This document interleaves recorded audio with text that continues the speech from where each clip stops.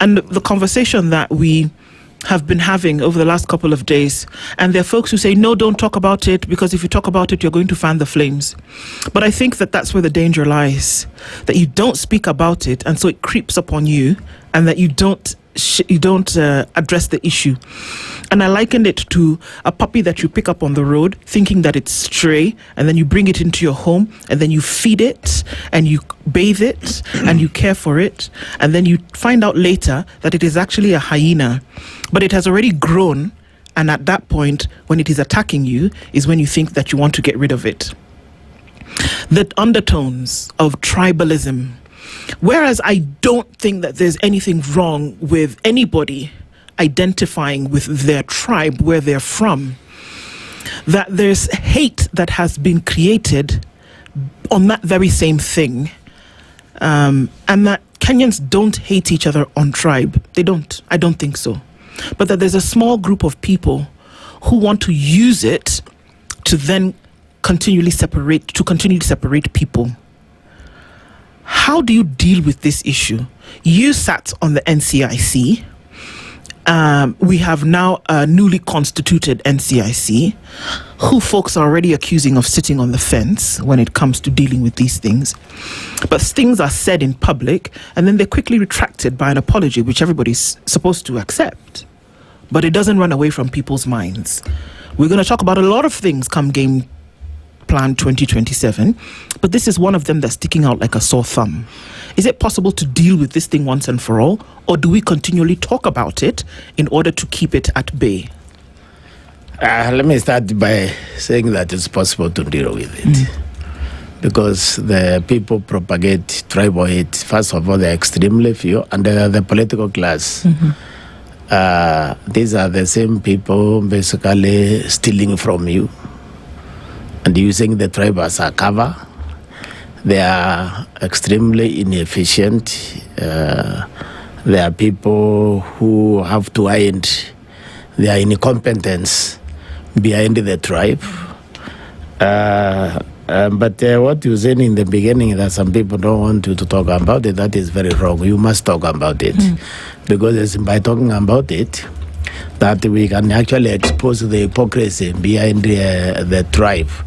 You see, mainly, just to be clear, it is the people who have been propagating this is the UNDA,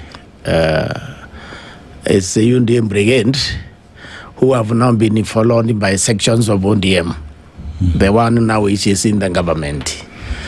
Now, if you remember, these are the same people who fanned the fires in 2007. It's exactly the same people.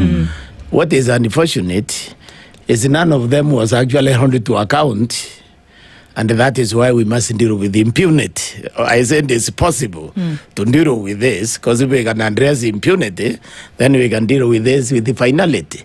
Now, what is happening though here right now is much more dangerous, because that time they didn't have power.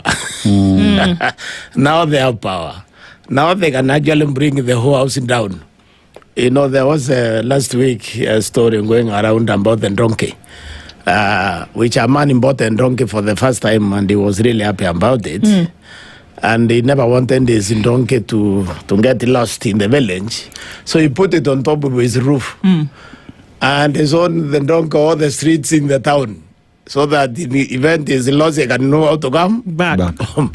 But then it came time now to say, okay, you have seen everything, now let's go down. The donkey said, I'd rather stay here. This place looks very nice.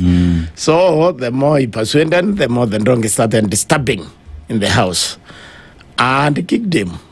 And the fellow realized, hey, wait a minute, this donkey is actually going to crash this house with my children inside. So he rushed down, he left the donkey up there. He barely removed his family before the donkey, not the dog, before the donkey collapsed the house, and the donkey was also killed in the process of collapsing the house. Now, we need to prevent these people from collapsing the Kenyan house. Because we put them there, and they don't know it is clever actually to get down. Because you can always climb again, I guess. Yes.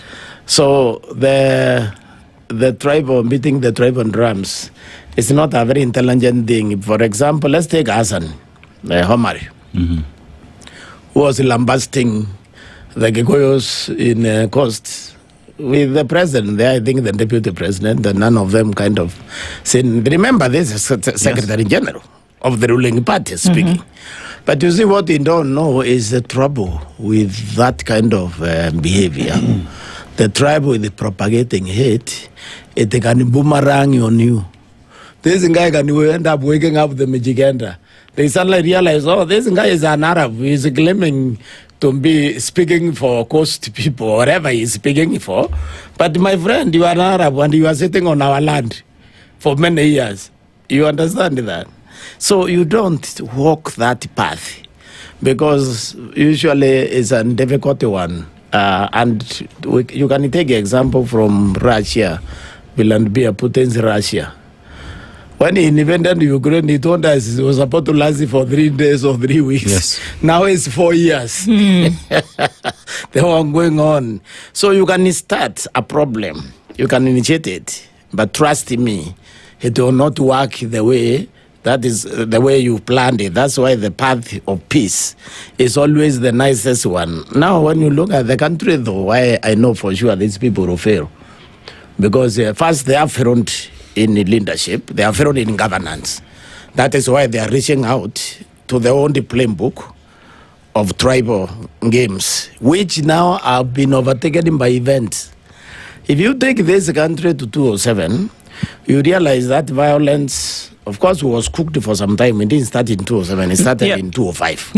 Then it built up because people refused to do what you just said. They refused to talk about it in 2005. And they talked about it in 2005. I don't believe it would have taken place in 2007. That's why we really must talk about it. Now, 2007, the Kenya of 2007, my friend, is not the Kenya of 2026. 2007, the violence was more or less limited in Rift Valley. Because among the Gikuyu and the Kalenjins. So what we saw in Nairobi was nothing compared to what was happening on the other side? No. What we saw, what was happening in the valley was really bad. I mean, that was close to a war, basically. But why they're so different now is in the last 20 years, we have intermarried, we have started businesses together, we have integrated nearly 30 to 40%. Now, if you start that foolishness of 2007 thinking that you are limiting to a certain place, you end up affecting the entire country easily. Because you have to look, let's take a casual look at Kiambu, for example. 20% or 25% of the Kiambu population now is Luo. So when Galoma talks on Bandi and disputes hate, again, is these Gigos are living with the people you claim to be, you are claiming it to be arguing it for. Okay, when I go home now, 2007, I can tell you, identifying the Kalenjin in Nairobi. They were very few. You find probably zero in Imero. When I go there now, I find them washing cars, I find them having saloons. So, in fact, some are even they started businesses, essentially. Starting business together. So I'm telling you, the country has become integrated. You can't isolate a single community in Kenya. You can't declare war on any community in Kenya without actually declaring war on Kenya. That is how these people need to